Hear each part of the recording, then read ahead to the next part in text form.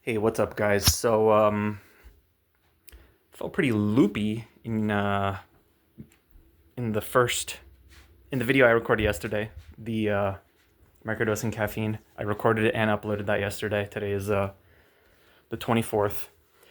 Um, Felt pretty loopy yesterday, and then I ended up having chamomile tea in the evening. Then today I had a tiny dose of cacao. Maybe like the smaller dose that I described. Still felt pretty loopy today. Ended up going to the gym. Still, still felt a bit loopy, and I ended up taking a short nap, like 30, 45 minutes. Wasn't completely asleep. I was kind of half asleep. But surprisingly, that little amount made me feel more grounded. Even after like a pretty intense gym session. So just goes to show you relying on caffeine doesn't always do the trick, you know? If you need rest, the only thing that's gonna make you feel rested is rest. Maybe meditation as well. Meditation is like the closest substitute for sleep that I've found. Also, sunbathing is pretty helpful. But I mean, technically, if you're sunbathing, you're kind of resting, right? You're like laying down and relaxing. Um, but yeah, I mean, caffeine might stimulate your nervous system and it might suppress your desire for sleep. But at the end of the day, rest is only what's going to get the job done. And like I said in the first video, I don't feel like it's almost like I'm a nervous, kind of disconnected version of myself on caffeine. Whereas, um, I mean, especially after multiple days. Um, but on like a good day where I'm not caffeinated, I feel like much more connected. But anyway, um,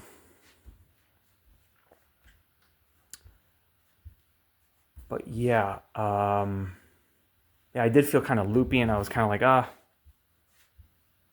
do I even want to upload that video? Because I'm not portraying the great energy I want to portray. I don't know.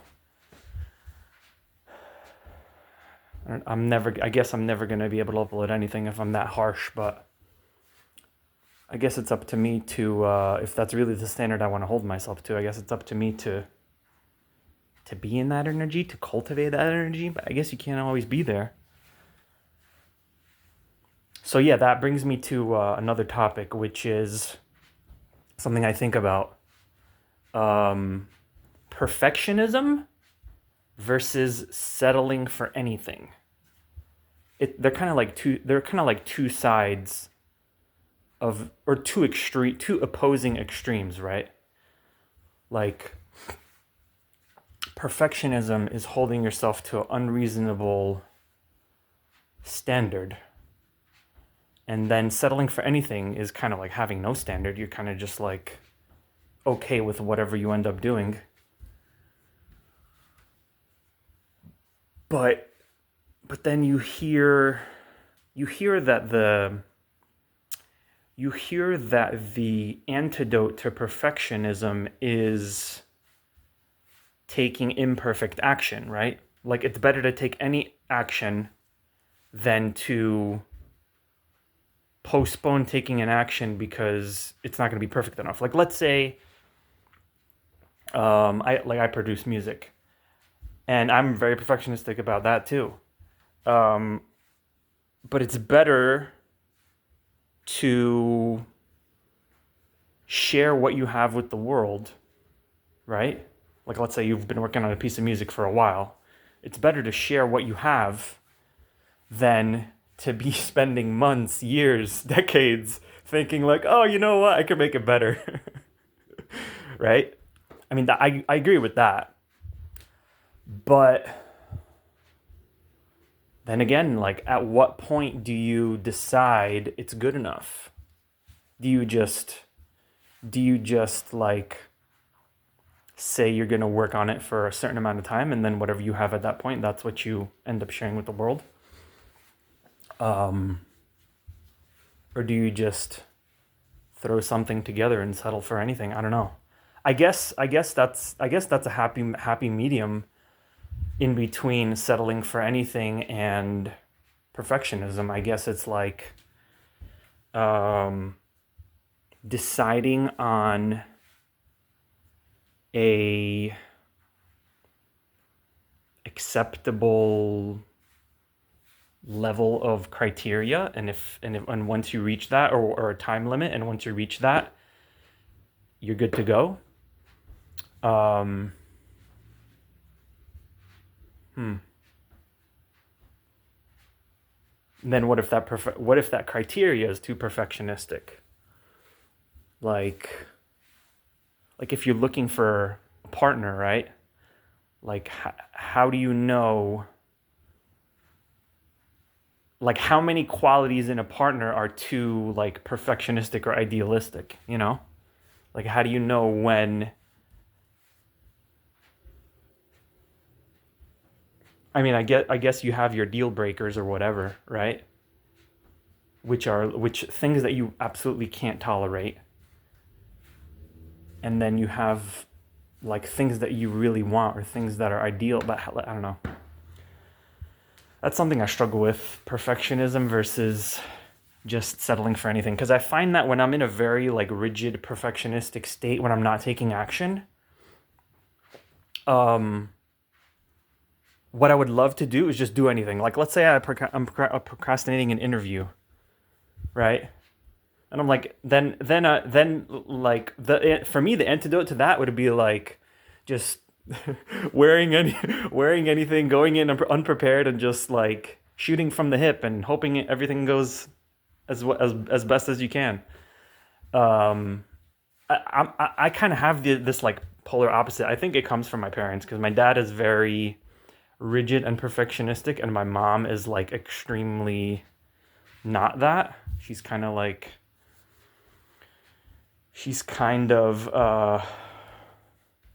I don't know. She just goes for it. So she just goes for things, I guess. And and I find myself like falling into these polar opposite patterns. Um, which is interesting. Um, and one other thing I was thinking about was the loopiness, the loopy energy from yesterday's video. Likely was part of that probably came from the fact that I've been kind of withdrawing from video games, and I might as well share some things that have helped me, because I kind of go on and off, on video games. And when I'm withdrawing from them, I tend to benefit by exercise, being in the sun. Um, it's great first thing in the morning, but especially like in the summer, just like going to a park, getting a towel, and laying down for like an hour, that's amazing. That's like so good for grounding yourself. But it's good for withdrawals. Walking in nature is great. Just like going for a slow, relaxing walk. Like a lot of times when you're very overstimulated, sometimes like just slowing things down is beneficial. I think those are like the three big things. Um,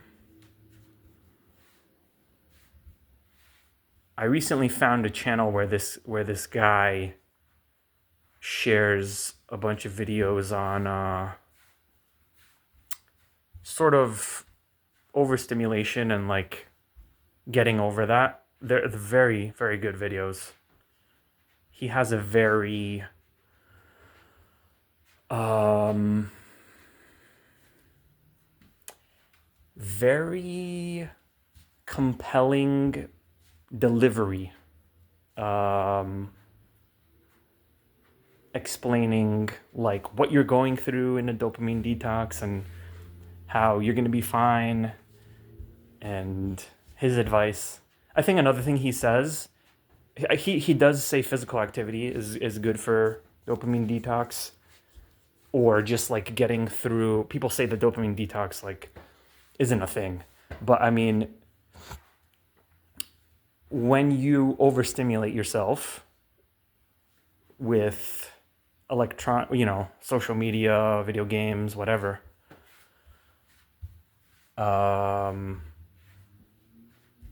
yeah, you become like desensitized to kind of like everything else because you're so used to being so stimulated.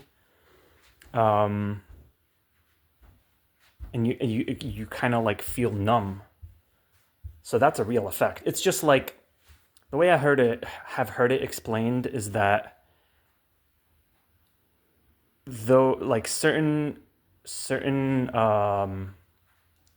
habits like video games and social media, they kind of hijack the reward center of our brain in a sense. Like they're extremely rewarding basically, with very little effort, and compared to like getting dopamine from the real world. And then once you stop those habits, your dopamine levels go below baseline. So like you feel worse than you would typically feel because I guess your brain is used to such a high level that once it stops getting that, its baseline is so much lower. Sort of.